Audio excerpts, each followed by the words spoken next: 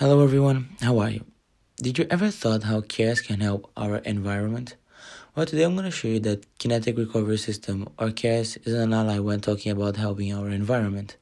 Our enemy, well, us, the amount of CO2 in the air that's launched every year is massive. But I think I can solve this problem by my idea, implementing KERS in road cars. But first, what is KERS? KERS is the transfer of kinetic energy into electric energy. For example, when the car is moving and you brake, some heat energy and kinetic energy is created. This kinetic energy then is transferred into electric energy. This electric energy can be stored and in this way can be used later when the driver needs it. Well, now you must be thinking how KERS can help our environment. Well, KERS is a very powerful fuel saver. According to Forbes, before KERS, Formula One was famous by being one of the sports that most polluted the environment. But after the introduction of KERS and the engines being changed by the V8 2.4 liters into the V6 1.6 liter turbo, there was a big 24% reduction in carbon emissions. In addition, the cars could now finish the race with less than 100 kilograms of fuel. That is about 35% less than previous power units. Therefore, KERS is a very powerful fuel saver. Now you must be thinking, how can we put KERS in road cars? When people think about KERS, they normally think about batteries and storing the energy. So hybrid cars with batteries. Well, hybrid cars with batteries work with two types of engines, the petrol engine and the electric engine. Work only by using the petrol engine or only using the electric engine or both at the same time. They are very well known because they save a lot of fuel. And in today's world, we have to save a lot of fuel because we have to take care of our environment. Therefore, we must not pollute the world that we live in. But you may think batteries after being used are thrown away and pollute the environment. But batteries are not the only way of storing energy. We can also store kinetic energy by a flying wheel. Well, now you must be thinking, what is a flying wheel? A flying wheel is a spinning wheel where kinetic energy is stored and is released in acceleration. For example, when a car is moving and then brakes, this kinetic energy is released and then stored in the flying wheel instead of being wasted. This spinning wheel works with Newton's first law of motion, inertia, where an object will tend to keep moving unless force acts on it. When the car accelerates again, this energy is released with an extra 80 horsepower. Are we discarding the use of batteries in hybrid cars? No, we are not. The flywheel is just an alternative to the batteries. You may be wondering, which one is better, the flywheel or the battery? Well, I did an interview with Mr. Terry, and he's gonna explain more about it. Hey everyone, today I'm here with Mr. Terry. How are you, sir? Very good, very good. I have a couple of questions to ask you, just really quick. As we know, there are two types of storing kinetic energy. One of it's the flywheel, and the other one was the battery. Which one do you think is the best one? Well, it used to be, in the past, people would use the flywheel. So if you look at older forms of transport, like steam engines, they would always store energy in a flywheel. With modern development in battery technology, I would say that it almost certainly is the battery now. Tesla recently launched its million-watt battery in Australia a few weeks ago. This is a battery that can supply 1,000,000 watts for 1 hour. That's enough to power a small town. And what they do is they use wind power and put that into a battery. So now battery technology is really revolutionizing everything. We now have a way of storing energy very compactly, very powerfully. However, that said, flywheels have also improved. Modern materials have created a new generation of flywheels known as super flywheels, where they can spin these things up to very, very, very, very high speed. And they have such little friction, they stay spinning for ages. The thing about a flywheel, if you double the speed you're rotating it, it quadruples the energy in it. If you times the speed by a factor of 3, it times by 9 the energy stored in it. So you don't change the weight. You can keep the weight the same. It's not but if you can spin it faster, you spin it 4 times faster, you times the energy stored by 16. In the future, there might be tougher, stronger materials that can spin up to much higher speeds. So people are open to the idea. At the moment, it's definitely battery technology winning. You go 10 years from now with all the new materials coming out, the main one being graphene, which is an ultra strong material, which has recently been discovered. If they start to make graphene flywheels, the sky's the limit really, they could spin up to huge speeds. What if you spin a flywheel to 1,000 times faster than it's spinning up at the moment? You'll store 1,000,000 times more energy.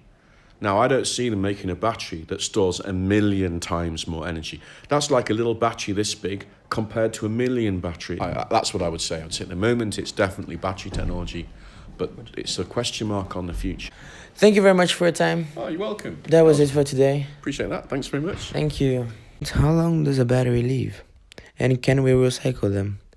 Well, a healthy battery can live about 10 years and 144 miles.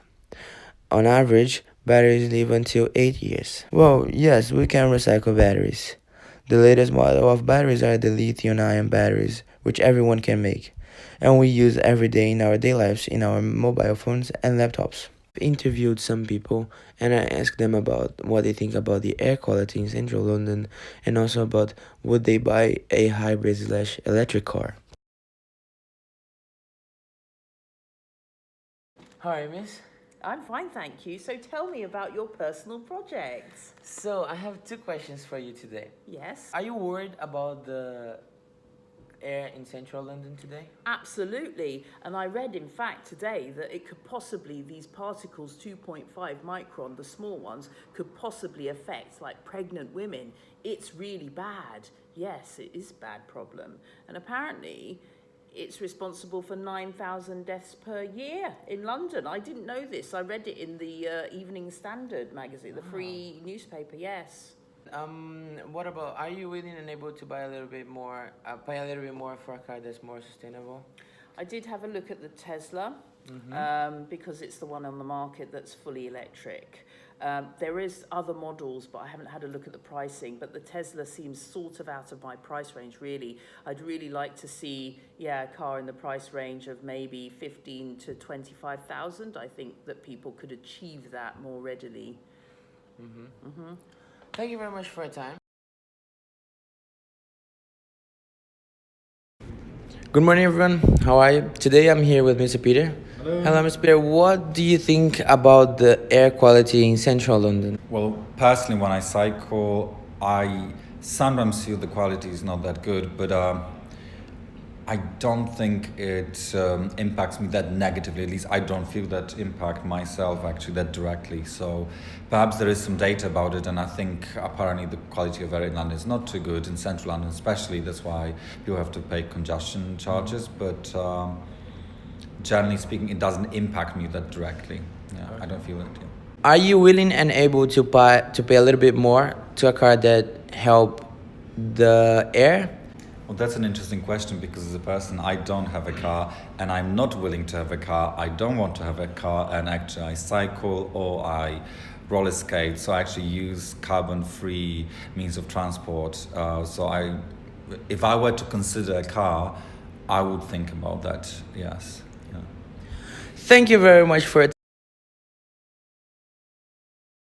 Good morning. How are you, miss? I'm very good. So today I have two questions for you. One is, do you care about the central air in London today? Yes, you mean the quality of The quality air of that we air. breathe? Absolutely. So what do you think about the idea of implementing KERS in road cars? Do you think it's a good idea? If it's something that's practical and can be done in an affordable way, then certainly anything that is cleaner air, going to create cleaner air is a good thing. Also, I would suspect it would probably need to be one of a few different solutions to improve the air quality. But yes, Are you willing and able to buy a more expensive car to have a cleaner air in London? to a certain degree, although I don't personally drive in central London. However, to a degree, although there are obviously financial limitations. So it might be like lots of other technology, whereas it might come out at first and not be affordable for me, along with a lot of people. But then maybe as it became more widespread and common, then maybe the cost would come down. Okay. Thank you very much for your time. Good morning. Afternoon. Afternoon. How are you? Yeah, I'm alright. How are you? I'm good. Mr. Good. Mus, do you think the air quality in London, central London, is Uh-huh. bad? Do you think? What do you think? Yeah, I do actually because I've got asthma Mm-hmm. and I don't live in central London. But when I come in here, if I walk around for a while, I definitely You feel feel- worse. Yeah. You feel worse. Yeah, definitely. 100. Are you like willing and able to maybe pay a little bit more in a car that helps the environment and will certainly reduce the carbon emission in the air in central London? I am willing. I suppose it depends how much, Mm-hmm. and then Agree. also, I think even though this is the wrong attitude, sometimes like if I feel like not many other people are doing it, then it's not going to make enough of a difference, Of course. and then then I'll just have the car I want as well, which is not a good attitude. Maybe if it was a bigger thing like for the government or whatever, so if there were incentives as well to So, make yeah. like, so it's not just coming from the consumer's pocket, that would be great. So yeah, I would be, but it just depends on like the finance side as well, if we could afford it, basically. Okay. Yeah. Thank you very much for your time. That's alright. Well, I conclude that not only in central London the air quality is very bad, but also in our planet. And we need to do something about it. We need to help our planet. As you can see from the interviews, many people are worried about the air quality in central London, and they are willing and able to pay a little bit more in a car that can help our environment. Of course, it depends from costs and if the government can help, but I think it's something that we need to really think about it, and not only for us, but for the people after us. And thank you very much for watching. I hope you enjoyed.